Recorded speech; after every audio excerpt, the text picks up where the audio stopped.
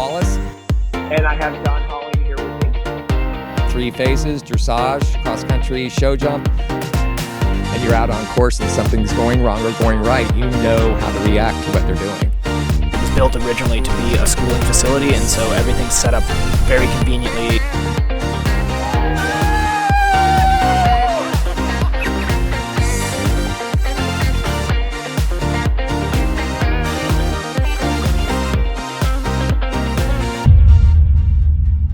Welcome to the Jon and Rick Show, the voice of the eventing radio show, brought to you right here in Ocala from the Horse Trailer Pro studio. Very excited to be back in studio today, Rick. Yeah, the voice of the eventing radio show. Did you say that already? I did. You always do this to I me. love that because I don't listen to you. You don't hear a word I say. So it's kind of fun that way. Yeah. But look where we are. I know. I'm so It's happy kind to of be crazy. back. It's hot.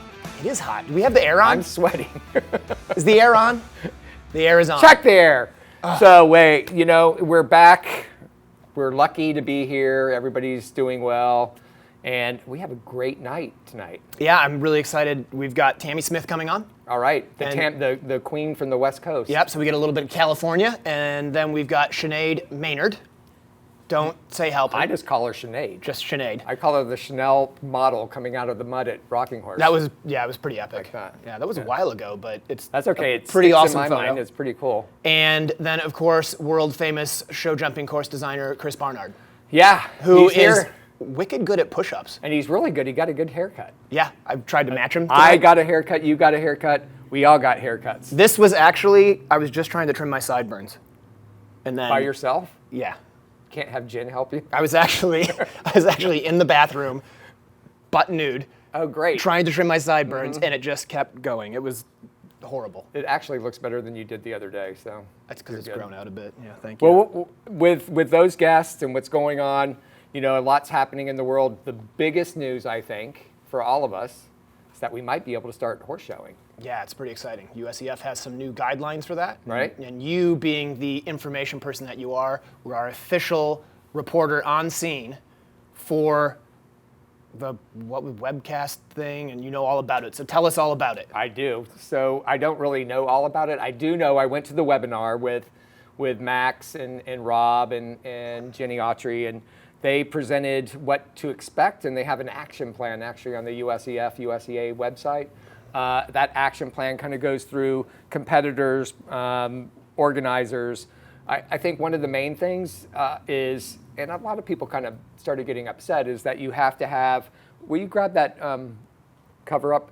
You have to have like a mask, Right. when not mounted, right? And is that everybody at the horse show? Everybody not mounted, yeah. I mean, Because originally I thought I heard it was like horse show employees, but it's everybody. If you're you're not walking the mounted- course, if you're coaching somebody. correct. Okay. If you like, let's say you're at your barn and you're around your own people. Right. This is my interpretation.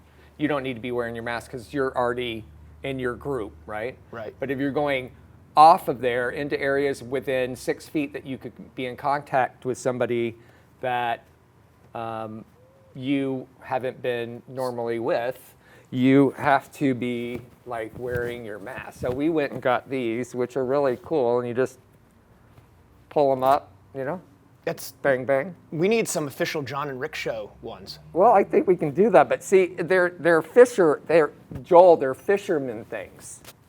Some buffs. Yeah, they're AFCTOs, buffs, skaters. AFCO, yeah. Yeah. That's right. So you AFCO. can do a lot with them. You can be, you can become like a Paul Ohms girl, or, all kinds of stuff. All right. So, So where I think it's going to be tricky is, what about when you're walking cross country? Like especially down here in the South in August when we're at an event, Look, it is going to be hard to walk around a look, cross country I think course. the main thing is you're Done going to up. have this on and you're going to protect yourself in the sun. So let's go with the benefits of no sun irritation. Look and at go you. with the fact that You're so you can have it compliant. on.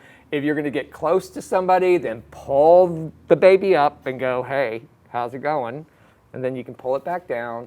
For some of us, like myself, it might be an improvement if you cover as much of it up as you can. And you can always do the whole head because you can go in the back and you can come. There's all kinds of ways you can do it. It's a good look. Well, I can't really. Briggs has got it all down, but Yeah. I I like it. There's different ways. Anyway, with that being said, I think there's other parameters involved, and the organizers are going to have ways of not having contact. And I think it can be done. We just got to have a positive attitude. Look, we're going to be able to show. Right. No, absolutely. We'll just get it done. Let's do it. And Chris can walk around and do Vince, his design and just be masked up and just don't use anybody to help him. You don't have to have a mask on. Ah, there you go. And so then from there, I wanted to actually just touch base a little bit on the Frangible Fence fundraiser, which you know about. Yeah. So I made a promise that if we could get to the next $50,000 mark. I think this was my idea. Yeah, this probably was your idea. By the time before the time that the first horse leaves cross country, I will get a rib tattoo right here that says horribly #Frangible now. And I'll get it big enough and I'll cry and complain and I'll probably I would say #I am Frangible. I am Frangible if you punch me right here. Yeah. And I'll, maybe I'll get Joel to come out and video it so he can make fun of me. I'm sure he'd love that. We'll make a thing out of it, but we got to get there. I think we're still 20 grand short, so we got to get this done. So if you do that for that amount and the next 50,000 you said?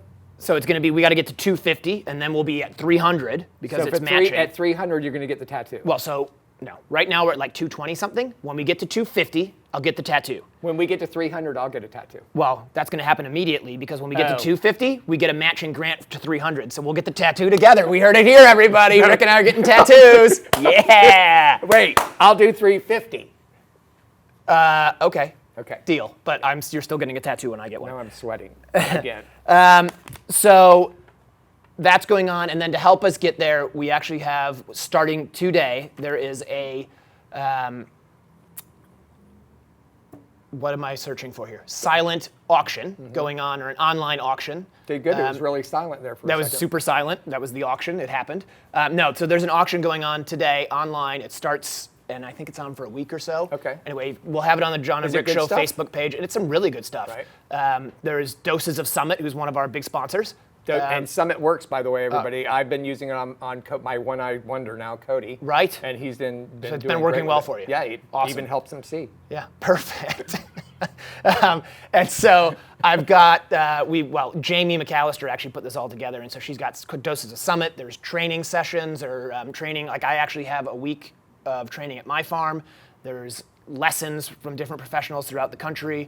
Wow. I'm pretty sure CrossFit Antics is going to do a 3-month membership. That's amazing. So the week at your farm, did we get to access the pool and the yeah, it's all inclusive, and alcohol. I'll give haircuts too. Oh, cool. Yeah, I'm going to sign up for that. So there you go. So there's that, and then one other thing that I did that was pretty fun is the other day I went in and I donated blood. Yeah, I was on the phone with you. Yeah, you were, and you said you should video that. So my idea. Yeah. Rick is the brains behind the operation. I'm not sure what I am, but I'm here. I'm present. That's not true. You're right. Sometimes I'm not even here. So I went out there. I shot a little video of my experience, and I thought we'd probably play it for you guys. Oh my gosh, let's watch it because I'm really proud of you, and everybody out there should give blood if you can. Yeah. And go and give because we need it no matter what. And let's watch this because you were brave, you did a good job, and you got something, and they get to see it. Yeah, and I didn't even cry on film. Kind of. Hey guys, so I am here at Life South Community Blood Centers getting ready to donate blood. I know with the COVID thing going on and all the quarantine that we're definitely low, at least here in Florida. So I've been trying to come every 2 weeks, and I would encourage you guys to do it as well. It's kind of a nice thing to do, even taking away the having to donate thing. I get away to spend a couple hours because I do platelets and plasma, so that usually takes an hour and a half. Doesn't hurt, and I get to watch some TV. They got little TV monitors there, and they give you snacks and the whole deal, so I kind of look forward to it as a little bit of a break in my day, and I would encourage all of you to do the same. So I'm going to hop in there. I'll try to sneak a little video, and then I'll talk to you in a few minutes.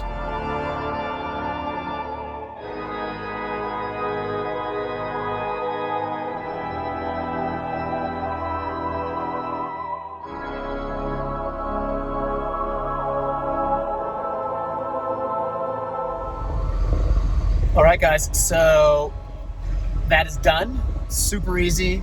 Caught up on YouTube and Facebook, and even watched a little bit of Netflix in there. Caught up on season 2 of Dead to Me, which is a really good show on Netflix. I highly recommend it. And even super exciting.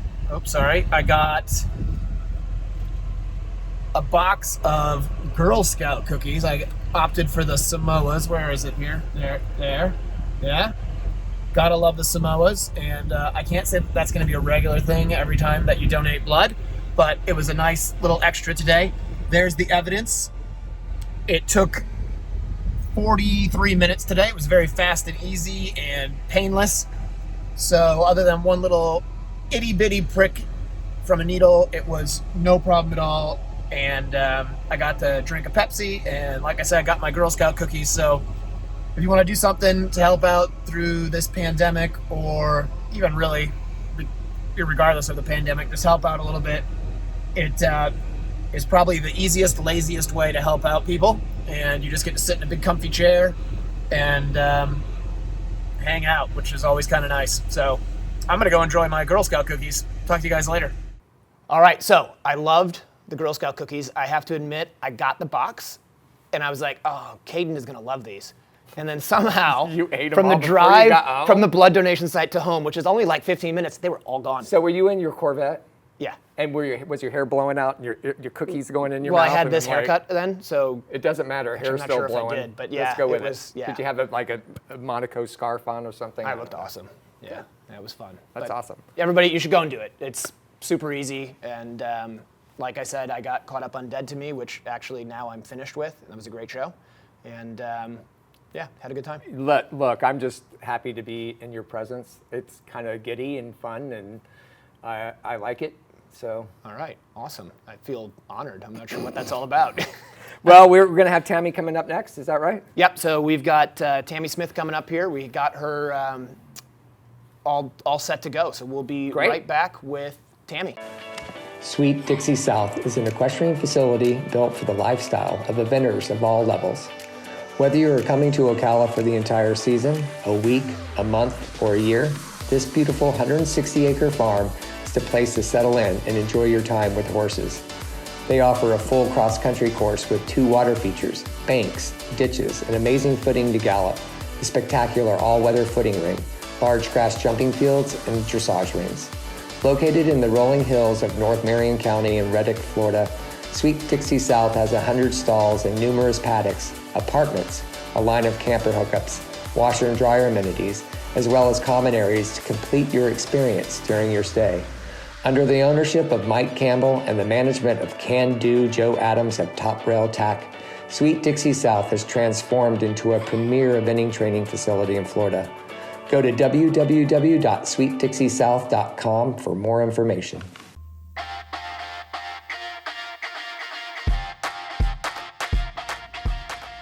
Jump for Joy USA has what you need for your private farm or recognized competition.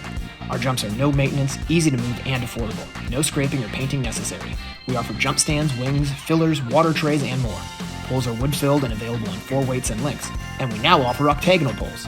Our cross-country portables and brush jumps are extremely useful and have been used for training by the British eventing team since 1990. Easy to move from the arena to the field and no tractor required, so you can change your setup often. We ship coast to coast in the USA and Canada. Visit our website, jumpforjoyusa.com.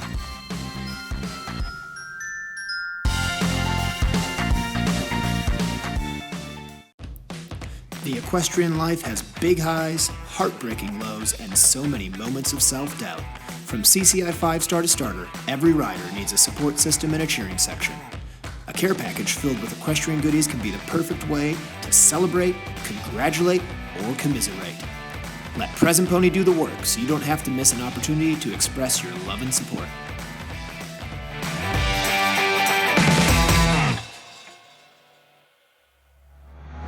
All right, welcome back to the Jon and Rick Show, the voice of the eventing radio show, brought to you by Horse Trailer Pros. And we are very excited because we are joined by Tamie Smith, our good friend and general superstar in eventing. So Tamie was a member of the Pan American Games gold medal team last year. She also won the 2015 Fair Hill CCI 4-star long. And has just been a mainstay on the eventing circuit, not just on the East Coast, but worldwide. Has competed at events like Kentucky numerous times and I know you've been to Buccleuch and a lot of other cool places over in England. So, Tamie, thanks for joining us.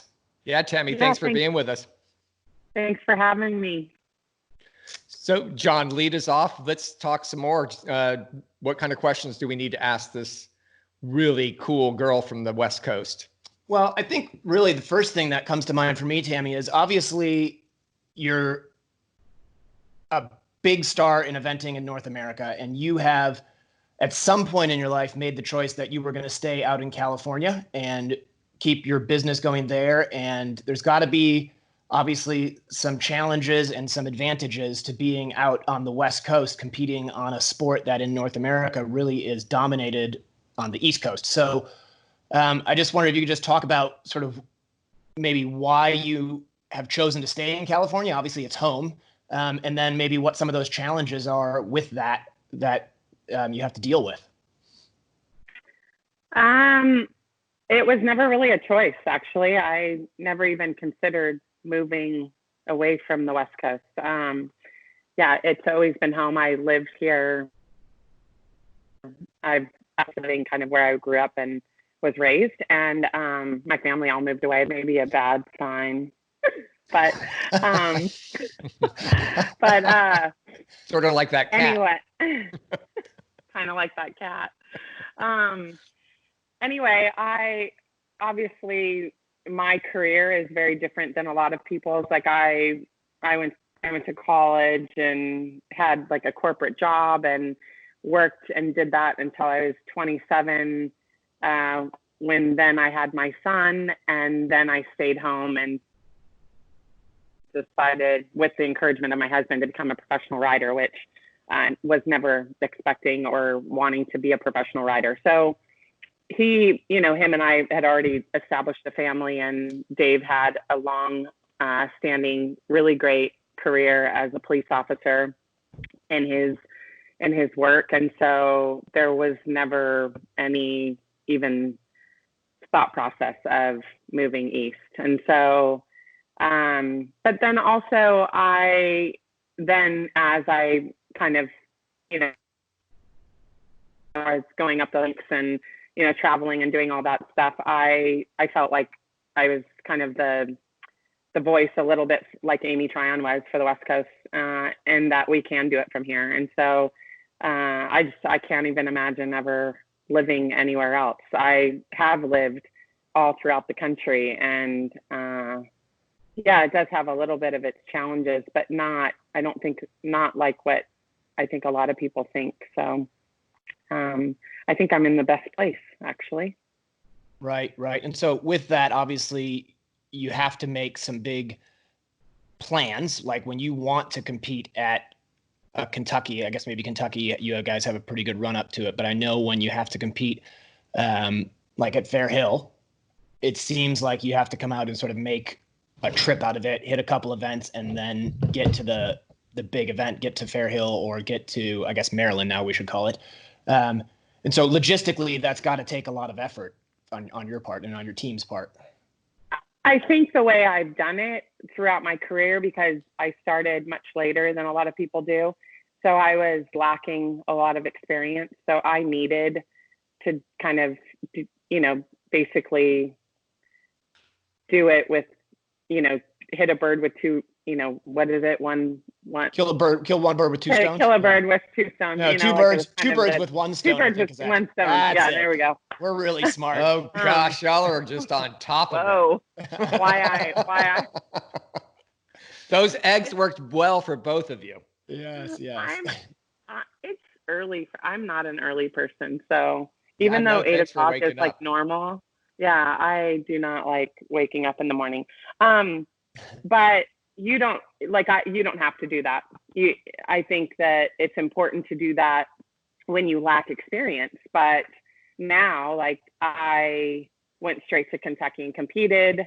I went straight to Buccleuch and competed, and came straight home. And so when you are lacking experience, you most definitely need to go east and compete against all the, best in our sport in North America, and measure yourself up against everybody. And, I'll never forget my first trip to Fair Hill and being in the show jump warm up. And I'd never actually ridden in a ring with somebody who had a pink coat. And I was the only one with a navy coat. It was very intimidating. And so that's just something that you have to kind of get over mentally from a rider standpoint. But we are in a place now on the West Coast where we can prepare here. We have fantastic events that we can lead up to big competitions. And in fact, I think I've had my best results when I've stayed home and prepared.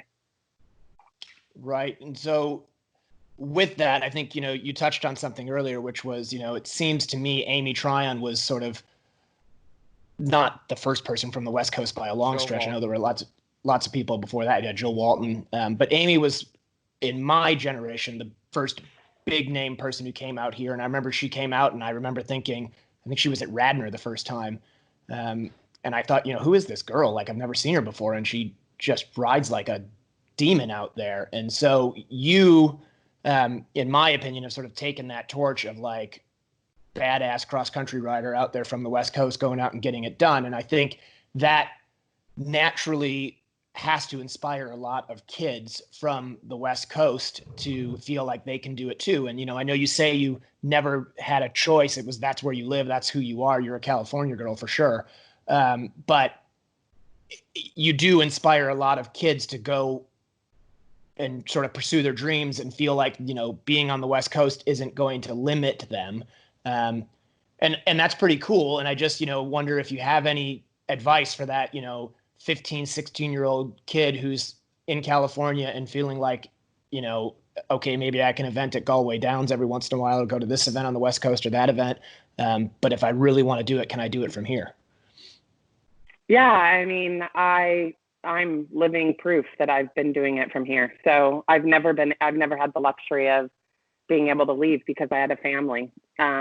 So where a lot of people, I might have chosen that differently. I might have said, had I not been married and had kids, I might have said, yeah, I need to go east. In fact, a lot of my mentors had encouraged me to do so. So I might have listened to them, but luckily my family was predominantly, more important in, besides Dave would have never left California. So, and so if anybody's met Dave, they know I hit the jackpot. So I couldn't have left Dave. But I did go, I have gone east and I've stayed, months at a time. And I've even gone to the UK and stayed 3.5 months there. And I just know, like, it's easy for everybody to say, gosh, it's so hard to live on the West Coast. But if you have never lived here, like, life is really easy here. Yeah, I came out a few years ago to compete a horse at Galway in November, and I mean, it actually was a very nice event. Like, by itself, it was a fun event. I loaned you my air vest. Yeah, that's right. You saved me because my horse reared over on me. He forgets those all the time, Tamie. Yeah, my horse, Rick, as I was going down to the start box, flipped over on me. What? Yeah, flipped over on me, blew my air vest up, fell on top of me. I got picked up by Richard Picken, David O'Connor, and Leslie Law. And I was like, oh my gosh, I don't know what I'm gonna do. I'm next out of the box. And thank God Tamie is an awesome person because she ran down to me with her air vest, gave it to me, said, good luck, don't fall in my vest. Was that Z? That was a horse called Kildalton Cooley, who was a great horse, but really tricky, and getting across the racetrack blew his mind. Thank God for Tamie loaning you that. And to your point, Jon, I think we can point to somebody in the category that you were talking about. I think Mia Farley left California when she was 16, and she took the route of working with the O'Connors. And she's still over on the East Coast at this point. So, Tamie, I heard her story, and she was older and had family, and, sometimes the younger kids, sometimes if they can find the right match, can head over. But now that they have all these great West Coast riders, they don't need to leave. Yeah, exactly. I think let's get into that a little bit more, Tamie. We're just going to take a quick break, and then we'll be back. I want to talk about that, and then I want to talk about Fair Hill and the Pan Ams. We'll be right back. Special thanks to our contributing sponsor, Black Horse Farm, Fox Hunting and Eventing. Located in Area 4, Black Horse Farm and the Mossback Hounds in Elizabeth, Illinois, welcome active USEA eventers to come join them for an introductory fox hunt free of charge. Ride with Master of the Hounds, Tony Leahy, and the Mossback Hounds over some of the finest hunt territory in the entire country. For further details, visit Black Horse Farm on Facebook to arrange for a ride sponsor.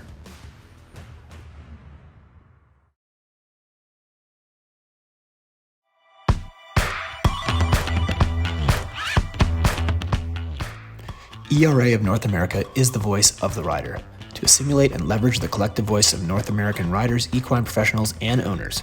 ERA of North America works to improve the overall safety, welfare, visibility, and growth of the sport. Be sure to go to www.eraofna.com and jump in. You can compare, you can contrast, but in the end, there's only one ultra-premium horse feed. Pro Elite Horse Feed. Its nutrition lock formulas ensure quality. Its advanced amino acid profiles maximize performance. Its regulated starch and sugar levels mean confident calorie sourcings, and its superior digestibility leads to an overall healthier horse. When it comes to feeding your champion horse, there is no competition. There's Pro Elite Horse Feed. For more information, visit www.proelitehorsefeed.com. Welcome back to the Jon and Rick Show, the voice of the eventing radio show and sponsored by Horse Trailer Pros. We're coming back with the great Tamie Smith out there on the West Coast. Thanks so much for being with us. Jon, I think we're going to have her lead off with talking about a really cool horse she had that she won the 2015 four-star. Still has them. Sorry. That was not had at the time and still has right now. Tell us about that cool black dragon that you have. Black Stallion. My bomb. He is the most magical and most heartbreaking horse that I've ever had. But he's going strong now, and it was a little bit of a fairy tale, actually. I'll never forget Alex Ahern, who was competing and riding him. She rode him at Fairhill on the 2-star, now the 3-star long, the year before. And we walked the course and it was raining. So much rain and mud, you couldn't see the first fence because it was just covered with mud. And she said, "What if he hangs a leg?" And I'm like, "Ow, this horse will never hang a leg. He will never hang a leg." But out of all the horses in the world, this is that will never hang a leg. And he hung a leg at the last water. And she managed to just spider monkey stay on and make a circle, and she had some trouble, but she finished. And I think that scared her. She sat me down and was like, "I don't know if I want to do this." And anyway, fast forward to then the next year after she made the U25s, and she got a fun, I don't remember what grant it was, but it was a really cool grant and just promising kid with this great horse. And she said, "I really want you to start taking over the ride on my bomb." And I was like, "I don't think you realize what you're saying to me right now." And we were sitting at dinner and she's like, "No, that's, that horse is, I know how great that horse is, and I'll never be able to take him to where he needs to go. And you need a good horse." And anyway, fast forward, then that whole year was just like a fairy tale. It was one win after the other. In hindsight, I learned a lot because I ran him way too much, and nobody grabbed me by my throat and said, "What the hell are you doing? Well, why are you going and going and going?" In fact, it was the opposite. It was, you have to go there and you have to win that, and then you have to come here and you have to win that. And then once you win all these events, then we'll take you to Rio next year. So I did it, and he won, and then he was limping at the end of the year, and it was so heartbreaking. But a lesson that you what is it? What's it's the experience you get after you get it. Yeah, there you go. We're really good at sayings. I know it in my head. I just can't repeat it. Yeah, but it was so cool to see, because you're right. You had such a great year. You came out, and it was 2015, and you just dominated everybody. And it was, for me watching, it was so obvious that you you were going to go to the Olympics the next year. And then, like you were saying. Yeah, so he didn't have a significant injury, actually. It was kind of a weird, he must have had some sort of impact injury on the outside of his tendon. It's like it ricocheted up his tendon, which I've never had a horse have that kind of injury before. But we knew how great he was, and he was young, so we were super conservative. Yeah, because he was 8 at the time. Right?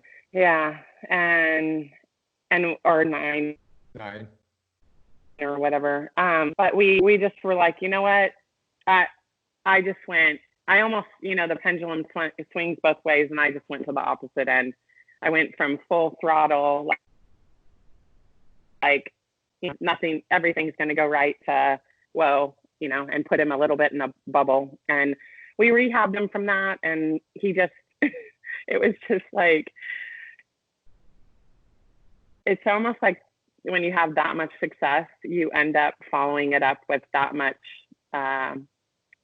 turmoil. And this sport is so difficult that way that it was just one bad luck thing after another. He got some sort of like stomach infection and had to be in the hospital for, I don't know, 2.5 months. And then fell in the trailer. Heather Morris is my best friend, and we had went to a competition, and I had ridden him at the competition. He'd come back and done the intermediate there, and she took him home in her trailer, and he'd never been in her trailer. But I was staying to school some other horses, and she takes him home, and he ends up falling down weird. She had these really big fans in the trailer, and he's a really spooky horse. Anyway, he ends up like ripping his shipping boots off and ripping his hip off and ending up like in a leg cast from slicing his leg practically off. And that was a fun friend conversation. And you're still best friends, which is pretty cool. So you went through all of this, Tamie, and then suddenly it was like a phoenix rising out of the ashes, because you end up on the Pan American Games team in 2019. And I would like to input, Tamie, a little bit, because I saw you on your comeback, and I remember very clearly, I think it was Stable View, you being pressured to run, and you were like, I'm not running. And I thought that was pretty cool. It might have been there, might have been somewhere else, but I overheard you really taking up with your horse and making sure that whatever you were going to do, it was going to be the right decision. I just remember that clearly. And I respected you so much for that. That was very cool. Yeah, thanks. It is something that you have to learn. I mean, you have to know what's right for your horses. And even, that your coach and the selectors, they're only doing what and suggesting what is best for the team. So they have to produce results. And so, it's up to you, and you're your horse's advocate, and you have to just say, yes, that's right, or no, that's wrong. And actually it was the Fleecerks Royal horse that I didn't that's right. That's right. Before Buccolo, and she hadn't run since Rebecca Farm, and they all thought I was crazy.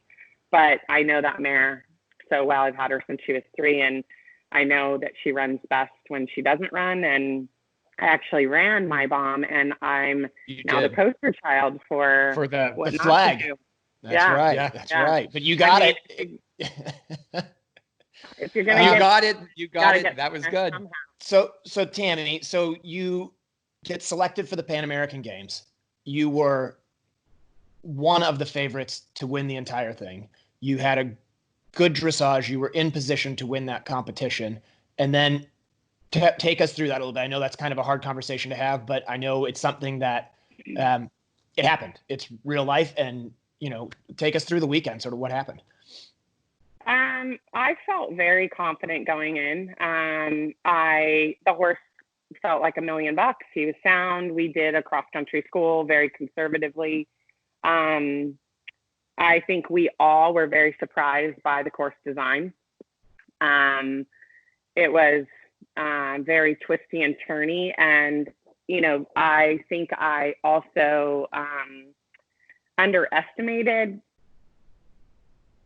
the fact that I hadn't done a lot with him since his comeback. And so he was a bit green there. And Jon, actually, you and I were like shortlisted in 2011 for the Pan Ams, and I was an alternate, and you were named to the team. And I just saw, I mean, I remember being at Morven and you guys all trying on your team coats and getting fitted and getting to take them home. And and then they said, Tamie, you're going to Buccolo. Like, we want you to go to Buccolo, and the rest of you are going to go. And Lynn Szymanski ended up sliding into that spot and going down to Florida to train before Guadalajara. And I just remember being over at Buccolo and then getting the announcement that no, it was actually Marde Moore. Oh, there you go. That's a whole nother chapter. No, but it's a great point, Tamie. Like you and I, like you said, we were talking about this, and it's such a fine line. It's such a similar situation, and they both, honestly, the end result sucks because you've got a gold medal sitting in your house that you probably don't really love to look at because it should be too. And I have a pink coat sitting in my closet that I don't really like to look at because I can't wear it. And it's that fine line of, I probably over-prepared my horse and broke it, and you probably didn't quite do enough with your horse and didn't win it. Yeah. And it's a tough one. And I feel for you.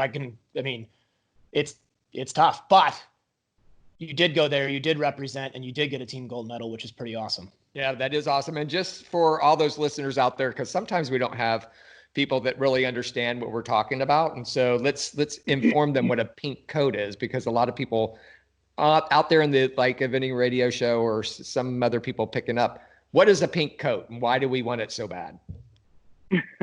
Well, it's a team jacket. I mean, it's the color red, scarlet. I think that it comes from back in fox hunting, military days. So it's very traditional. And eventing, to get your pink coat, like not in all sports, but in eventing, to get your pink coat is very coveted, and it's just the ultimate honor to be able to, finally earn that jacket. And I remember getting it like right before we left for the plane, and just seeing it, just like, that's my jacket, and then putting it on that show jumping day is just really bittersweet, because I was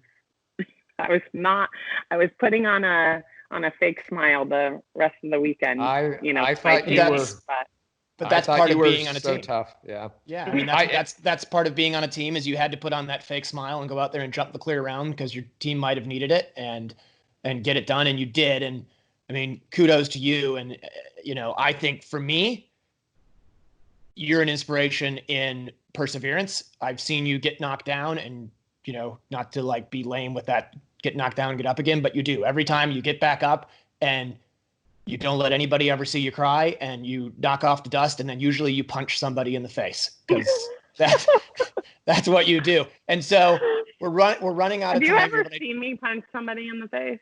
No, I think it's just, and before you try to wind down this segment, I got to do this, because we're soon going to have to be wearing these at horse shows when not mounted. So just be prepared. Yeah, exactly. But Tamie, so what are your plans for this? I know obviously right now nobody has plans, but what are your plans sort of for the end of this season and leading into next year with your horses? What do you want to do? We'll just touch on that briefly. Gosh, they're going so well. It's so frustrating. Right now we're full steam ahead until I think June 1st. We'll find out what's happening on the West Coast with competitions, because California is very closed. It's not like where you guys live, where you can still kind of go do your thing. We're very closed down. So either I will, we'll start opening up and we'll start preparing for Maryland, Fair Hill, and potentially maybe the AECs, or I'll be coming east to torture you guys. It'll be perfect. Fun. I'll make sure that I stay clear so we don't get punched in the face. Right. No, that's a good She would never punch me in the face. Just you. No, I would never. You would never need a reason to be punched in the face, Rick. See? Yeah, there you go. I do.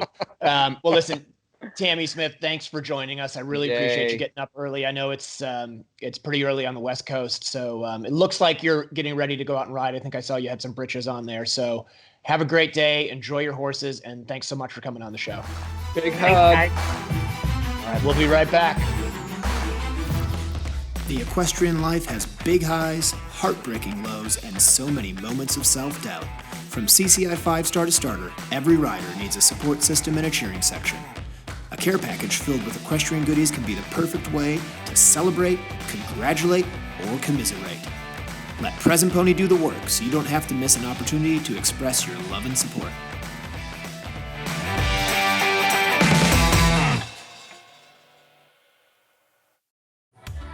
Summit Joint Performance, the injectable joint supplement used by numerous international and Olympic riders, invites you to experience the winning Summit difference. Made of all natural ingredients, Summit increases mobility and comfort. Win your class with Summit Joint Performance.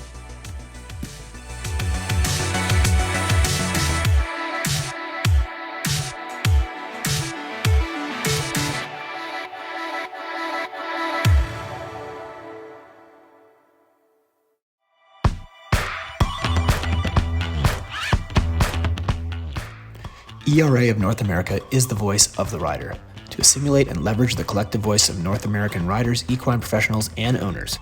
ERA of North America works to improve the overall safety, welfare, visibility, and growth of the sport. Be sure to go to www.eraofna.com and jump in. Well, welcome back to the Jon and Rick Show, the voice of the vending radio show, and we're here at the great Horse Trailer Pro Studios for the first time back since COVID, and guess who we have here? So we're really excited because we have Sinead Maynard. Sinead, thanks for joining us. I got it right. It's just Sinead. It's Sinead. So we're excited. Sinead has gone on and won numerous titles and accolades at the top of the sport of eventing. Her achievements include a silver medal as part of the U.S. Nations Cup team in Buccalo in 2010, placing in the top 10 at the prestigious, used-to-be Rolex Kentucky 3-day event, at each of her 3 appearances there in 2011, 2014, 2016. This is a long list of accolades, people, so hang on. She was 15th at Burley in 2011, second when she went back in 2012, and I remember that vividly because it was this close. She represented the U.S. on multiple teams and including being named the first alternate at the 2012 Olympics in London, England, and also the reserve for the 2016 Olympics in Rio, also this close. And she rode as an individual at the World Equestrian Games in Normandy, France in 2014. Bam. So there you go. We're excited to have you. 27 years later, here we are. Yeah. I had to pair. She sent me, I'm going to tell you guys, she sent me a bio. It was 4 pages long. I didn't do it. Somebody else did that for me. And I had to pare it down to that, so you're welcome.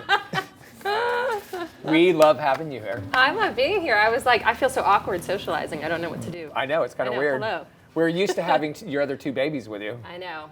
You know? Who's babysitting Tick?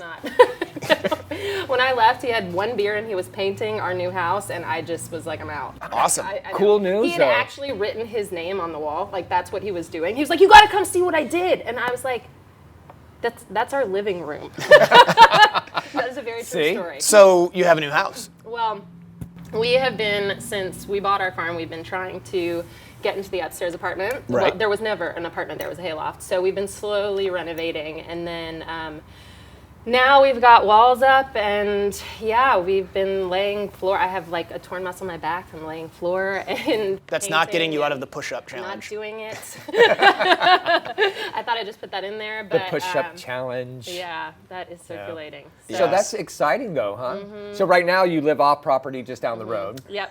at another farm. And so this will put you on We will all property. be, yeah, there's nothing, I mean, we love, it was a huge thing. I think, as we all know, like, we spend a lot of our careers renting, but once you actually kind of buy something, and what we have is not anything fancy or special, but it's ours, and it's special because That of is that. special. Yeah, absolutely. so we've been building, teach a clinic, build a paddock, like that sort of thing, and yeah, this year we're finally ready to try and get over there because That's awesome. Yeah. So I'm excited, but it's been a pretty intimidating process. But now I feel really like empowered. Like I feel like I could. It's going to happen. It's like you're an adult. I'm like an adult. Yeah, I can pretty just awesome. I can put the floor down. So do you have things you want to talk to her about? Because I have something I want to talk to her Well, about. I do. Do you want to go first, or I'm should very I? scared because I said do nothing was rock, off limits. paper, scissors? All right, rock, paper, scissors. 1, 2, 3. Oh, that's dynamite. 1, 2, 3, throw. Is this All right, ready, fair? go. I always do that. Go. 1, 2, 3. No, you did it early again. 1, 2, 3. No, Rick. Shoot. Okay. 1, 2, 3, shoot. Okay, you go first. All right. All that to talk about. I'm excited. So great. Rocking Horse. I Oh my remember it God. very well. We were talking. sorry. We were all kind of playing around. There was a I hold think on. paper is starting to trump scissors, right? Like, There was a hold on course, right? And we were all kind of. It was kind of long. Nothing serious at that hold. oh, that but jump judge, what was her name? She got lost. Oh, that's right. Big loss. So we were all kind of batting around fun things, and then Sinead goes, "I just want to go and get this done." Well, I got it done. Tell us what happened. Rode that to the ground. Tell us what happened there, because the picture lives on forever.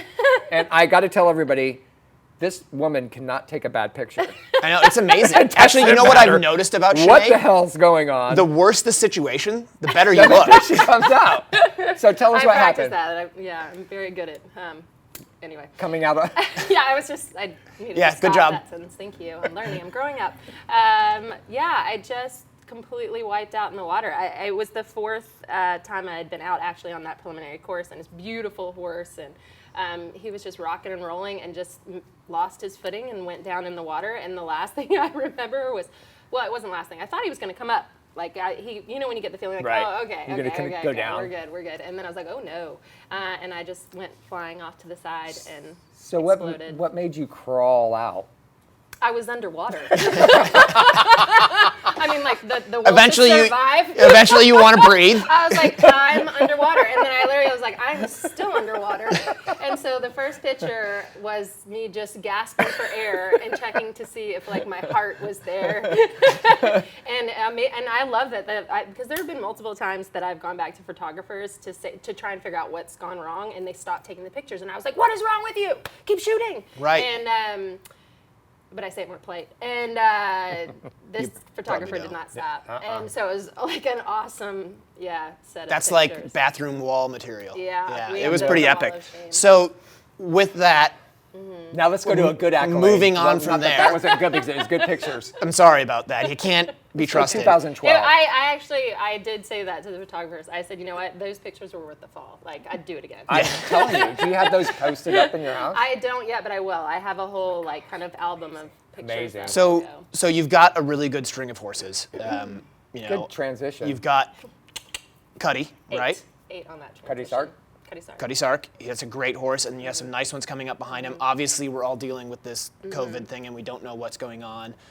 But what if everything goes forward as we hope, and we start eventing here soon? Sort of, what are your plans? What do you intend to do, especially with Cuddy? I'm gonna go event, man.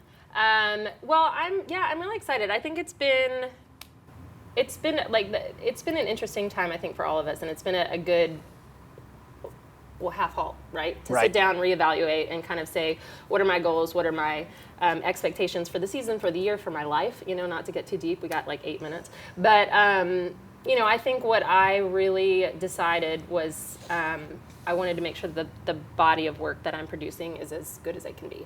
And I've got some level A horses, and instead of being so caught up, which we've kind of been trained to do since we were quite young, like we're going to this 3-day, that 3-day, this 3-day, this, to build my season upon where the horse is at. And so all of my horses actually were aimed at fall 3 days anyway, because they were all in kind of transitional phases in their work. So Cuddy will come out and hopefully get back going at the advanced level, and hopefully there'll be a later fall 3-day for him to go to. And I've got a couple of nice young ones that will be stepping up to the 2- and 3-star level if they're ready. But I'm not really interested at this stage of my career in being an also ran.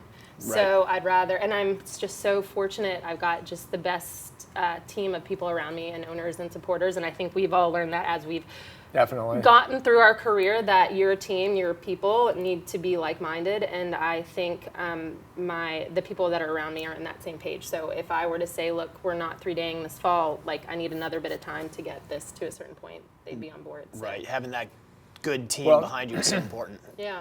Yeah, knowing the horses, knowing where you want to go, know the safety for what you want to do, and knowing that they're not prepared, you need to wait. Yeah. So, yeah. I mean, that's the premise and the message we're sending forward throughout the whole sport, not only at the advanced level like you are, but also from beginning novice all the way up to where we are. Well, it's a crazy thing to me, like now that I'm a little bit older, like it is a crazy thing, like the horses I've taken levels knowing I should not have been taking them at level, you know, and still having a talented horse and good training and a good skill set, still in my head going, but might be a little early. Yeah, like maybe. So, and then I have a really wonderful 8-year-old horse called Staccato Bronx that I've had since he was a 4-year-old, and he's owned by the most amazing family, the Callahan family, and they've never once pushed me with him, and he's just been slow to develop. He's kind of a tough Irish horse, but in the best way. Yeah. Slow to develop. I'm still working on developing. Yeah.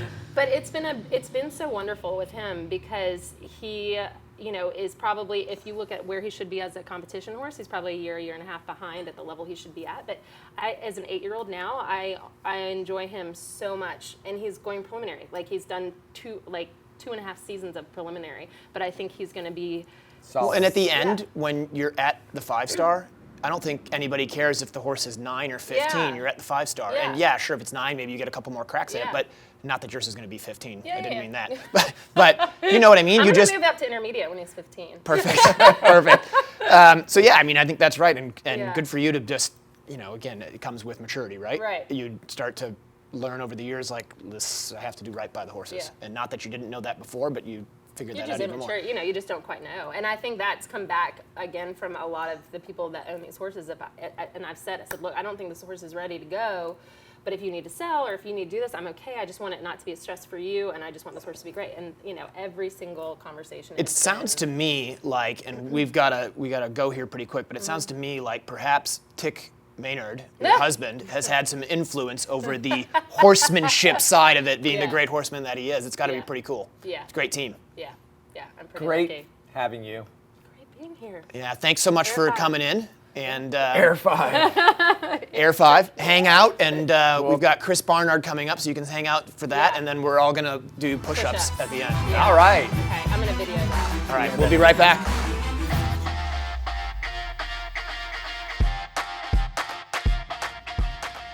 Jump for Joy USA has what you need for your private farm or recognized competition. Our jumps are no maintenance, easy to move, and affordable. No scraping or painting necessary. We offer jump stands, wings, fillers, water trays, and more. Poles are wood-filled and available in 4 weights and lengths. And we now offer octagonal poles. Our cross-country portables and brush jumps are extremely useful and have been used for training by the British eventing team since 1990. Easy to move from the arena to the field and no tractor required, so you can change your setup often. We ship coast to coast in the USA and Canada. Visit our website, jumpforjoyusa.com.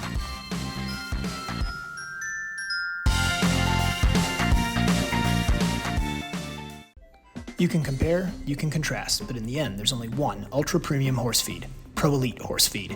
Its nutrition-locked formulas ensure quality, its advanced amino acid profiles maximize performance, its regulated starch and sugar levels mean confident calorie sourcings, and its superior digestibility leads to an overall healthier horse. When it comes to feeding your champion horse, there is no competition. There's Pro Elite Horse Feed. For more information, visit www.proelitehorsefeed.com. Sweet Dixie South is an equestrian facility built for the lifestyle of eventers of all levels. Whether you are coming to Ocala for the entire season, a week, a month, or a year, this beautiful 160-acre farm is the place to settle in and enjoy your time with horses.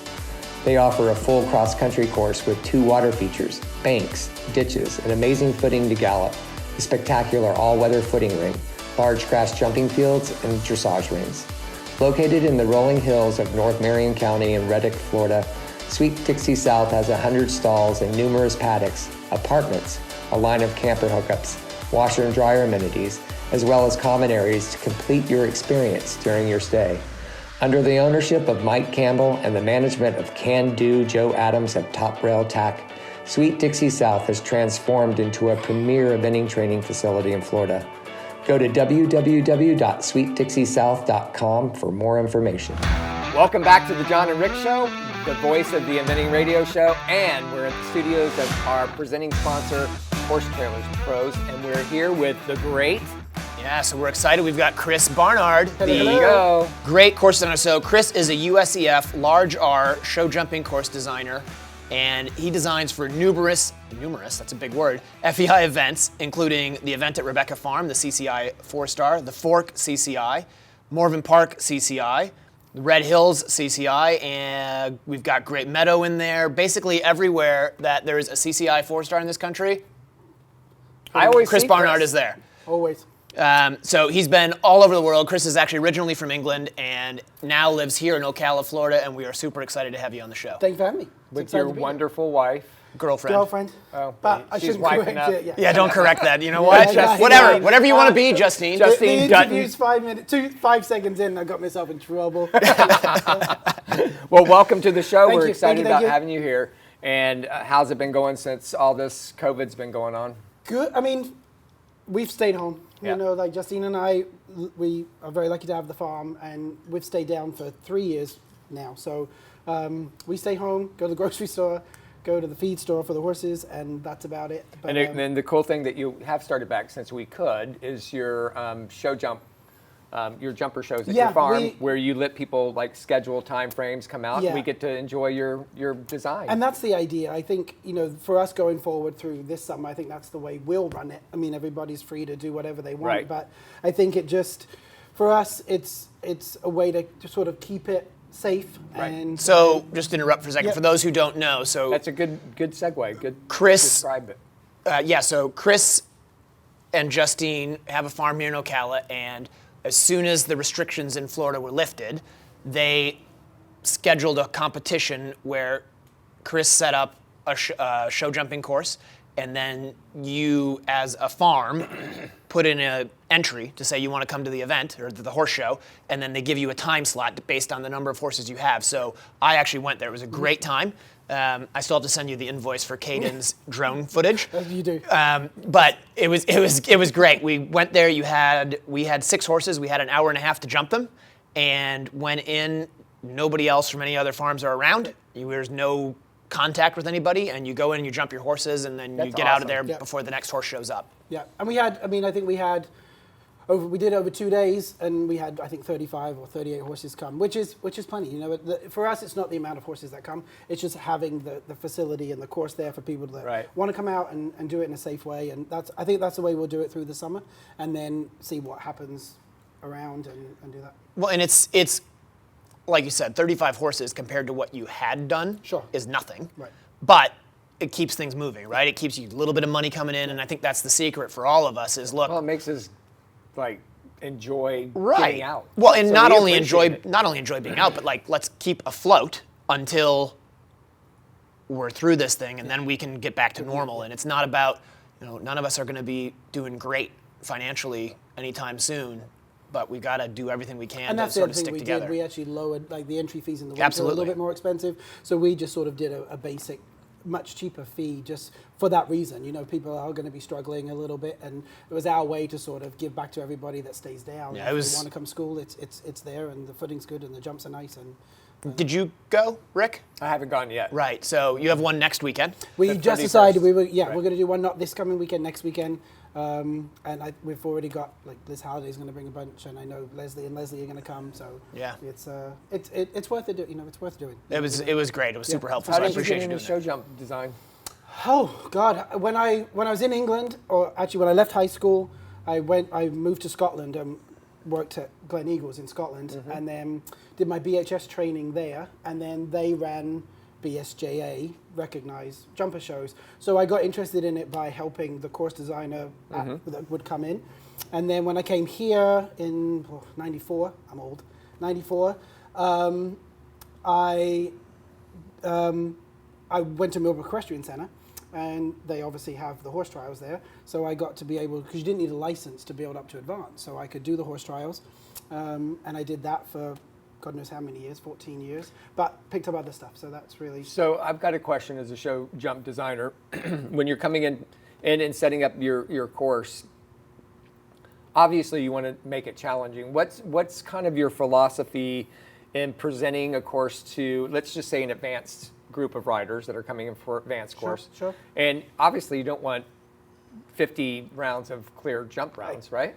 No, I do not. But you also don't want 50 rounds of not clear. Exactly. So what is your philosophy when you go in to try to test the level of what you've got to do at that level? Where is your points of interest where you say that's going to cause a problem? I think the biggest thing to me when I design any course, whether it's beginner, novice, or advanced, it's flow. The course should flow. Right. That's what I try and have. You know, if it's too twisty, turny, pulley, kicky, I don't like to watch it, and I don't think it's fair on the event horses especially. Right. But I think for the upper levels, it really depends on where I build. Obviously, just taking in all the factors, the footing, you know, the arena size, all that sort of stuff.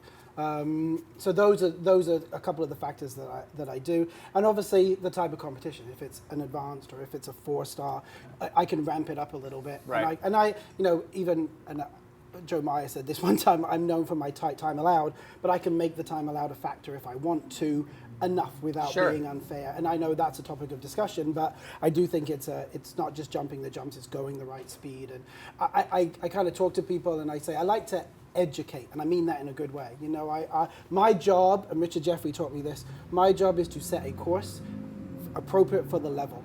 It's not my job to get a winner. It's my job to set the course that you guys are all going to jump and be fair at the level that you're going to do. If you ride well and your horses jump well, or you get lucky, you jump clean. If you make a mistake or you have a bit bad luck, you have a rail down. And I keep that philosophy in mind, you know, trying to do that. So I think one of the things that I'm always interested in and I try to promote on this show and everything I do is there's so many ways to make a living and make a life in horses. Sure. And you just mentioned Richard Jeffrey and how I know, you know, he's a mentor Sure. and somebody that you have learned a lot from. So if there's somebody out there who is interested in getting into course design, how did you, like, I know you came over and you worked at Millbrook, right? Yeah, sure. And you were a trainer there for a while. And then at some point you decided I'm going to do this course design thing. So, you know, just if you can briefly touch on how did you make that decision? And then if somebody does make that decision, how do you recommend they get into it? Like, I've course designed poorly at some local hunter shows in Wisconsin. And they had me once, which is never a good sign for a course designer. You're not coming back. I did not get invited back. So, but how do you recommend to somebody, like, if they want to get into it, how do they do it? It's tricky. There aren't that many show jumping course designers in eventing. If somebody wants to do it, obviously the best thing is apprentice.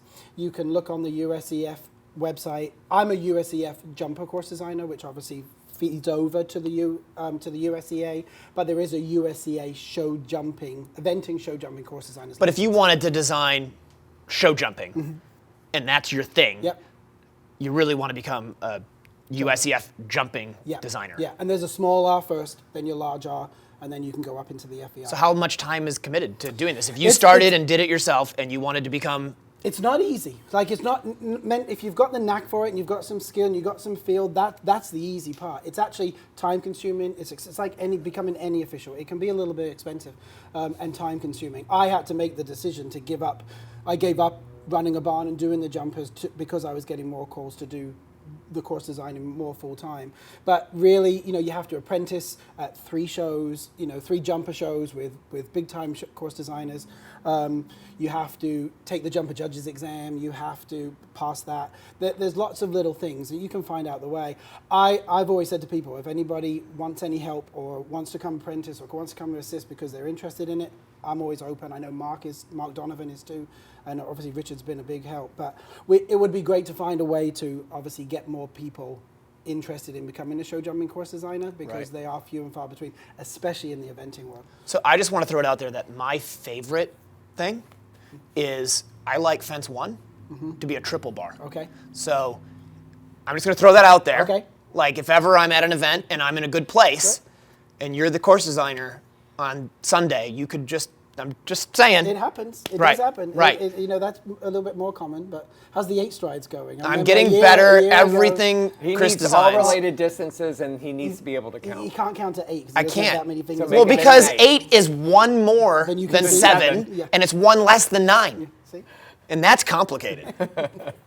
No, but that's fun. I mean, I've built up a good rapport relationship with a lot of the event riders, and I respect them, what they do, and I think they respect what I do, and it's good. I learn from them. I learn from listening to them, watching you guys.